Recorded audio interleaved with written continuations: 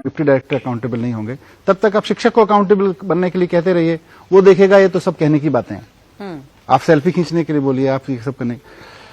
शिक्षक को मतलब ब्लेम करना सबसे आसान काम है, बेचारा गवर्नमेंट सिस्टम में सबसे टेल एंड पे बैठता है।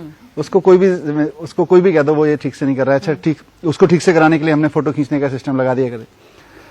सबसे पहले आप ये तो देखो कि आपका शिक्षक किन परिस्थितियों में पढ़ा रहा है जी। आपने उस गांव के स्कूल में या कहीं भी, दिल्ली में भी मैंने जाके देखा कि आप जिन स्कूलों में अपने टीचर को पढ़ाने के लिए कह रहे हैं, वहां व्हाइट बोर्ड तक नहीं है, ग्रीन बोर्ड तक नहीं है लिखने के लिए।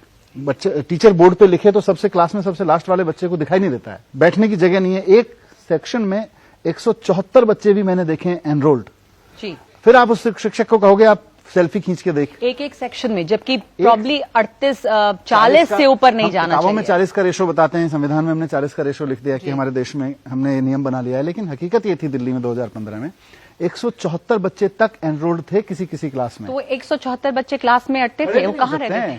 खड़े भी नहीं हो सकते हैं। फिर आप शिक्षक को कहोगे सेल्फी खींच के भेज, कहां से खींच के भेजेगा?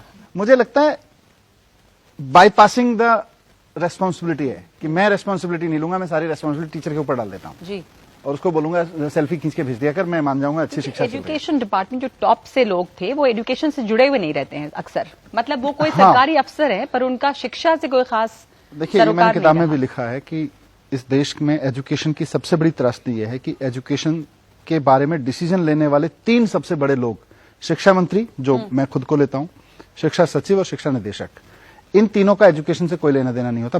बाई चांस किसी का हो जाए तो अलग बात है, संयोग से। लेकिन शिक्षा मंत्री कौन बनता है? वो आदमी बनता है जो चुनाव जीत के आ जाता है, जिसने खुद भी पढ़ा ना हो तब भी वो शिक्षा मंत्री बन सकता है। कोई क्वालिफिकेशन नहीं है कि आपका एजुकेशन से जुड़ा हुआ आना, आपका एजुकेशन की समझ होना, अनुभव होना जरूरी है। कोई भी आदमी शिक्षा मंत्री बन सकता है।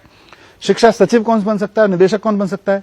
एक पर्टिकुलर सीनियरिटी का एक आईएएस ऑफिसर जो कल तक कोल सेक्रेटरी या चिल्ड्रन डिपार्टमेंट में या टैक्स डिपार्टमेंट में या रेवेन्यू डिपार्टमेंट में सेक्रेटरी होगा या डायरेक्टर होगा, उसका एक पर्टिकुलर बैंड में आ जाने से वो शिक्षा सचिव बन सकता है, डायरेक्टर बन सकता है। उसने उससे पहले स्कूल के अलावा एजुकेशन पे कभी कोई बात ना की हो तब भी वो शिक्षा सचिव बन सकता है। एजुकेशन की कोई पेडागोजी की कोई समझ होना जरूरी नहीं है। ये पेन है।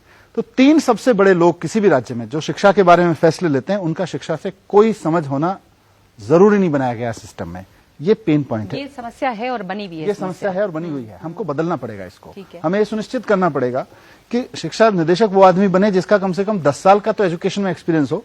हमें ये सुनिश्चित करना पड़ेगा कि एजुकेशन सेक्रेटरी ऐसा आदमी बने जिसका एजुकेशन से कुछ लेना देना तो हो।